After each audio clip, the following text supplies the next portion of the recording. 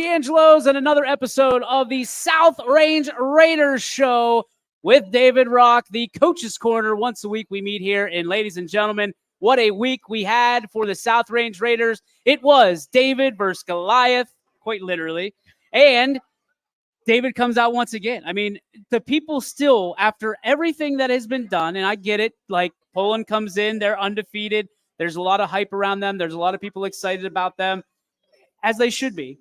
But here comes the defending, undisputed champions into Poland, and you walk out with a 21-7 victory. Going into that game, this has quickly turned into a rivalry game, if not the rivalry game in the NE8. Talk to me about your guys going in, the mindset as underdogs for the first time in a long time. Yeah, I think, we knew going into it that we were going to be in an old school Northeast State game. Just the way stylistically what they do, they're trying to run the ball at you. They're trying to play great defense and stop the run. And we knew that, first downs were going to be hard to come by and that we were going to have to scratch and claw to try to extend drives. And I think defensively, we knew going into it, the kind of challenge we were up against. Yeah. Really, really big and good up front and well coached. So I think our kids were excited for the challenge. And, I think, because we're winning games a little bit differently than what we've done in the past, I think it's a lot easier for people to say, well, we don't have this or we don't have that. But the truth is, we have a group that I think expects to win and prepared that way. I mean, typically, historically, this is a matchup that this is a high scoring matchup. You know what I mean? You look at that. Is the counter over there? Yeah. And he's talking about it. He's going to analyze it. He's going to watch tape. Now he's going to turn around like he's not listening. Distracted me the whole time too, right? Typically it's a high scoring game. Yeah. And as a defensive coordinator, that a one-time defensive coordinator, that's got to drive you nuts. But this one kind of got back to, 21-7, not exactly high scoring. Both teams put 28 points on the board. So kind of average, but we're used to seeing this being a Wild Wild West shootout. What did you see? What was the feel from the game planning and from the offensive and defensive side of the ball as this one progressed? I felt like both teams were trying to slow the game down as much as they could from an offensive perspective. I think both teams were really committed to trying to develop some run game success. And, looking back afterwards, I was surprised. I think they threw the ball 25 times. Yeah. But it didn't feel like that at the time. And I think early on, especially, they were trying to prolong drives and keep the sticks moving. I think we were trying to do the same thing. And because of that, I think it felt like, both teams maybe played a little bit closer to the cuff early. We hit the big ball on the seam early on. But, for the most part, I think it was two teams just trying to scratch and claw for first downs and to control time of possession and play great special teams. And those are the things I think that those are the kind of games you have when you have two good teams. And so help me out. I'm not a coach. I don't play one on TV. But when you're feeling each other out on that process, right, it's that heavyweight fight, but you're throwing jabs. Is it a situation where you got to wait for it's like a chess match. You got to wait for somebody to move a rook in order to king them or what? I don't know. I've never played chess. But in order to wait out that jab so you can throw a haymaker, is that something that you're waiting for? And is it sometimes you wait too long or you don't wait long enough? How do you feel that out? I think you always want to start fast, or at least I know we always want to start fast, and We're trying to get the upper hand early and to make teams come and chase us. I think there is probably the element of trying to feel each other out early in terms of, you don't want to make a call early on that's going to cost you a game or put you behind. So I think maybe you played a little bit closer to the cuff early, but I think just as important is to try to get a fast start and try to maybe impose your will and get some things that are able to be sustained throughout the course of the game. So I don't know. I don't know that our game planning or our calling changes throughout the course of a game a whole lot, but you're trying to do the best you can situationally to try to stay on top of things and to give yourself the best chance you can as the game bleeds into the second half. You got 19 seniors over there that really wanted to beat South Range. You know what I mean? This was circled on their calendar since it was laid out last year. When you are going into that and you know that they are senior heavy and upperclassmen heavy, is that in the back of your mind? That it's sitting there like, okay, these guys, they're going to want it a little more. Did you have to pump our guys up any extra knowing that it's the team in blue sitting across the way from you? I think our kids take a lot of pride in going out and and playing their tails off every week. Yeah. I really don't know if it matters who we play. Our guys are going to show up and turn it loose. And I think a lot of that has to do with how hard they work in the off season, and Monday through Thursday. We only get so many guaranteed games. Yeah. And because of that, I think our guys really go out and compete at a high level and try to get their money's worth on a Friday night. But I think anytime you're playing a team that has 19 seniors, you ahead of time you have to be on top of your game and prepared, because they're not going to beat themselves. You're going to have to earn it, and they're going to be prepared. And just like us, I'm sure they're going to want their seniors to play their best ball. And there's a difference. You've been around football long enough. I think you start seeing guys that play like seniors. Yeah. Seniors stick out on the film. So anytime you're playing a team that's senior heavy, I think you got work cut out for you, and you're going to have to play at a high level. Talking to some of the coaches around the area, one of the questions I've been really intrigued in asking is, when do you see your players and the speed of the game slow down? I mean, you've got a lot of underclassmen. Obviously, they've had a few extra games over the last few years to kind of catch up and get some extra reps. But when you look at that, you look at the Boardmans, the Canfields, the Polands even, they had a lot of underclassmen. The game slowed down at some point.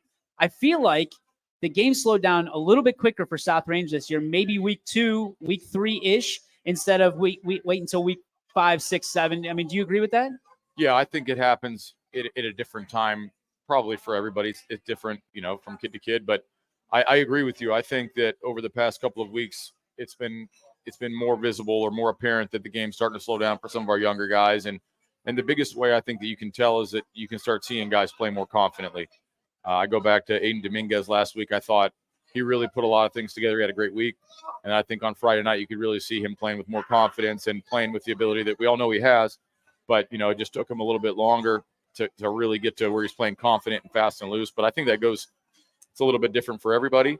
But I'm starting to see collectively from all of our guys that the game's starting to slow down, and they're playing a lot more comfortable. Defense, you got to be thrilled. I mean, 11 hats to the ball every single time, it looked like on Friday. When you see that happening, playing as fast and like you said, as confident as they are, and you're seeing 11 guys to the football, as a defensive guy, that's got to make you just overjoyed. It's got to be like Christmas. Yeah, no, it's exciting. Coach Mancuso has done a great job. He's not paying attention. Of developing a great plan, and I think he's got those guys playing inspired ball. And for me, they're fun to watch. I enjoy watching those guys and watching them fly around and play with emotion and try to get lined up as best they can and to communicate at a high level. I think they take a lot of pride in what they're doing over there, and they work really hard.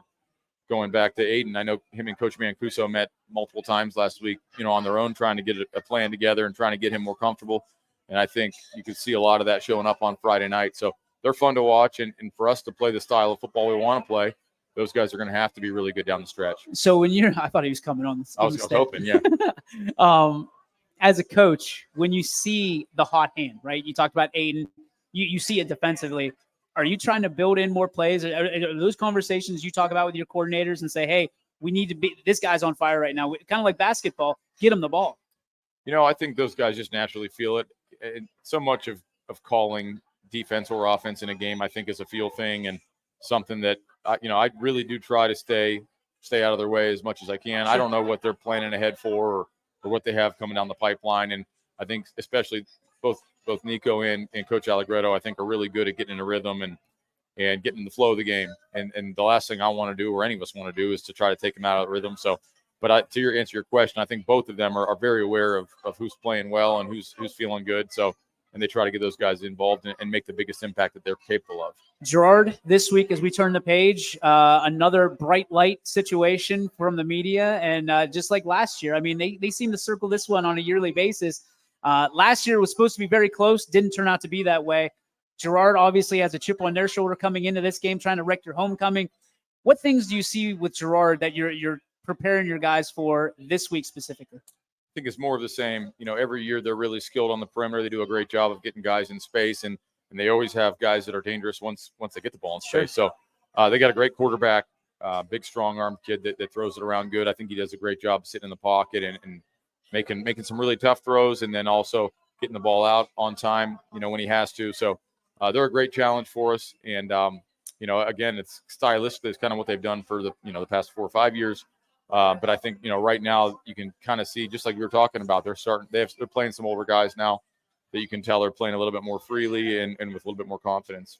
When you look at homecoming, I mean, you've been a part of this Raider organization going all the way back to your younger years, your freshman all the way up, even before that. Does homecoming, and I mean this with all due respect to any of those homecoming fanatics out there, is homecoming a distraction at any point during this week? You know what? I don't think so. I think it's a special experience. Again, just like we said, you only get X amount of football games that you're lucky enough to play in your career. I think homecoming is one of those things that's special to kids. So I'm sure they're excited about it, and they also understand, and we've talked about this. Our job is to win the football game. Homecoming is not going to be as much fun if we don't go out and handle our business and win a football game. So they understand the importance of what they're doing. But again, I think it's a special time in someone's life when they're in high school, and I'm sure our guys are excited. I'm excited for them. That was a great answer. Thanks. Great answer.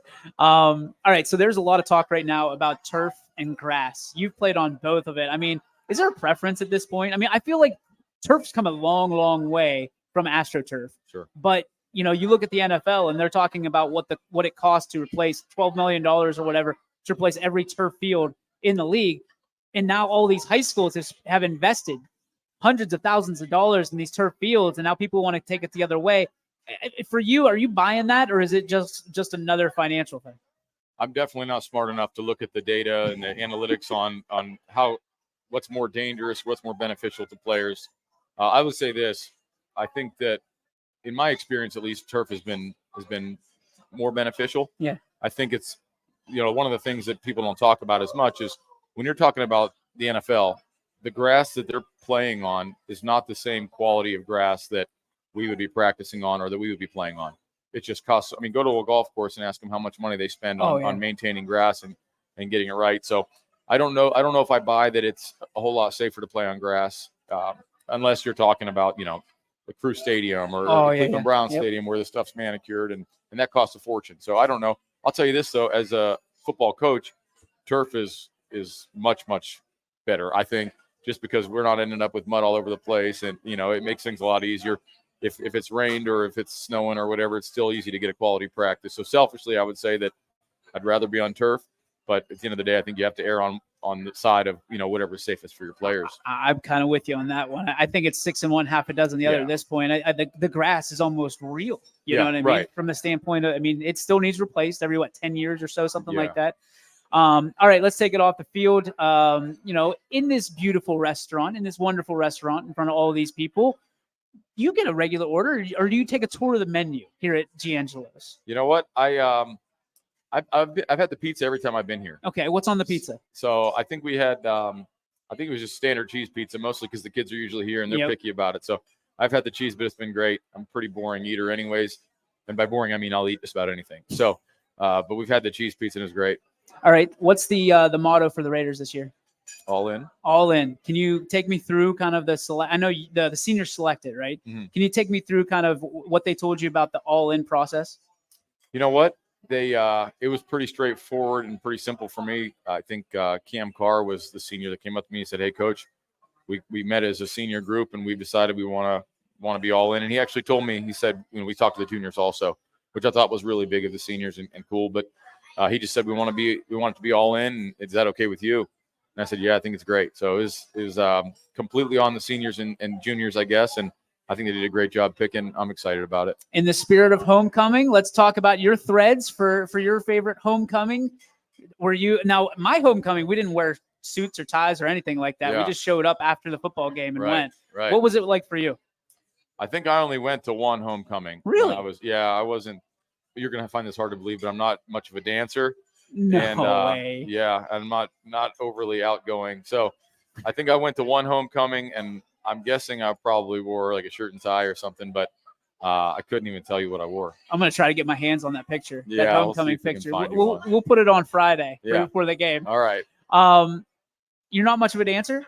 Not a good one. What's one song that'll get you up and dance? You know what? I don't know if this is dancing, but when they play Jump Around at Wisconsin. Yeah.